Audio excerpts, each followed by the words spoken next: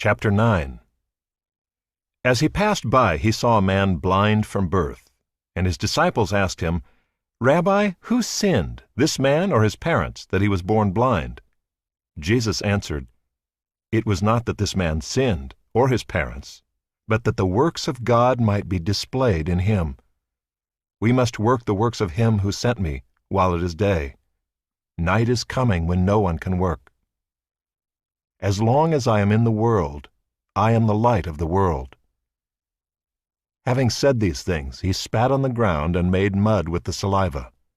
Then he anointed the man's eyes with the mud and said to him, "Go, wash in the pool of Siloam," which means sent. So he went and washed and came back seeing. The neighbors and those who had seen him before as a beggar were saying, "Is this not the man who used to sit and beg?" Some said, "It is he." Others said, "No, but he is like him." He kept saying, "I am the man." So they said to him, "Then how were your eyes opened?" He answered, "The man called Jesus made mud and anointed my eyes, and said to me, 'Go to Siloam and wash.' So I went and washed and received my sight." They said to him, "Where is he?"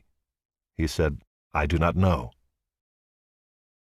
They brought to the Pharisees the man who had formerly been blind. Now it was a Sabbath day when Jesus made the mud and opened his eyes. So the Pharisees again asked him how he had received his sight. And he said to them, "He put mud on my eyes, and I washed, and I see." Some of the Pharisees said, "This man is not from God, for he does not keep the Sabbath." But others said, "How can a man who is a sinner do such signs?" And there was a division among them. So they said again to the blind man, "What do you say about him, since he has opened your eyes?" He said, "He is a prophet." The Jews did not believe that he had been blind and had received his sight, until they called the parents of the man who had received his sight and asked them, "Is this your son, who you say was born blind? How then does he now see?" His parents answered, "We know that this is our son and that he was born blind. But how he now sees, we do not know, nor do we know who opened his eyes. Ask him, he is of age, he will speak for himself." His parents said these things because they feared the Jews, for the Jews had already agreed that if anyone should confess Jesus to be Christ, he was to be put out of the synagogue. Therefore his parents said, "He is of age, ask him."